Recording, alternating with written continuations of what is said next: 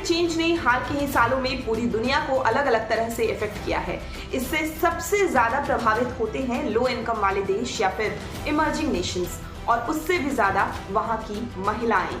Natural resources और labour oriented काम पर डिपेंडेंसी के कारण दुनिया के इन हिस्सों में महिलाएं क्लाइमेट चेंज के प्रति ज्यादा संवेदनशील हैं।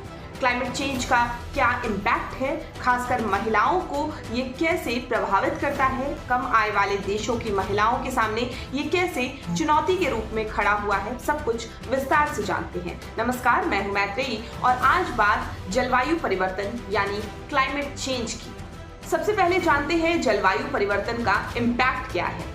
जैसे जैसे क्लाइमेट चेंज हो रहा है, बाढ़ और सूखा दोनों की समस्या बढ़ती जा रही है। ज्यादा टेम्परेचर, सूखा और पानी से होने वाली बीमारियां और एक्सट्रीम वेदर फूड सिक्योरिटी की समस्या पैदा करती है। ड्राई कंडीशन के कारण जंगल में आग लगती है और बाढ़ के कारण कई वाटर बॉर्न डिजीजेस फैलते हैं। क्लाइमेट चेंज जेंडर न्यूट्रल नहीं है। दुनिया भर में महिलाओं को अपने हेल्थ, सिक्योरिटी और क्वालिटी ऑफ लाइफ के लिए कई तरह के रिस्क लेने पड़ते हैं। 2009 में यूनाइटेड नेशन ने इस बात को कहा था कि जलवायु परिवर्तन के प्रभाव में पुरुषों की तुलना में महिलाएं अत्यधिक असुरक्षित और असमान रूप से प्रभावित होती हैं। अब एक नजर डालते हैं कि आखिर कम आय वाले देशों में महिलाएं ज्यादा प्रभावित होती हैं, उसका कारण क्या है। अंडर डेवलप्ड या डेवलपिंग नेशन में महिलाएं अपनी आजीविका के लिए नेचुरल रिसोर्सेज और लेबर इंटेंसिव वर्क पर निर्भर रहती हैं।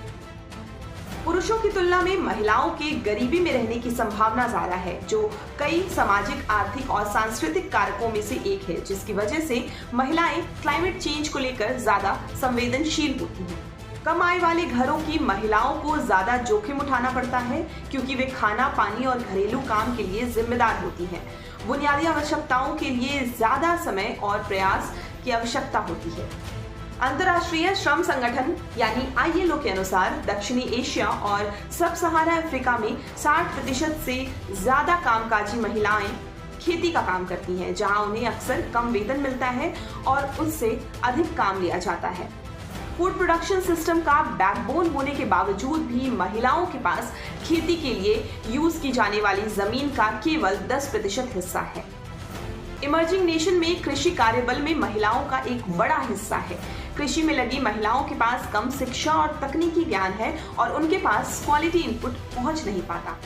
रिपोर्ट्स के मुताबिक नेचुरल डिजास्टर के दौरान महिलाओं को जेंडर स्पेसिफिक मुद्दों का सामना करना पड़ता है। उस पर भी एक एक करके नजर डालते हैं।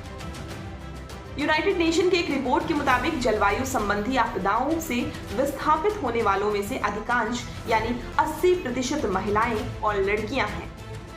जब महिलाएं विस्थापित होती हैं तो वे पूर्वाग्रह और शोषण के प्रति ज्यादा संवेदनशील होती हैं। उदाहरण के तौर पर 2015 में नेपाल में आए भूकंप के बाद UNFPA ने पाया कि महिलाएं तस्करी और शोषण के प्रति अधिक संवेदनशील थीं। इसके अलावा भी कई ऐसे मुद्दे हैं जिनका सामना कम आय वाले देशों की महिलाओं को करना पड़ता है, जैसे लिंग आधारित हिंसा, रोजगार, शिक्षा और आवश्यक स्वास्थ्य सेवाओं जैसे सेक्सुअल और रिप्रोडक्टिव हेल्थ तक पहुंच में कमी। अब ऐसे में सवाल ये उठता है कि आखिर इसे दुरुस्त कैसे किया जाए।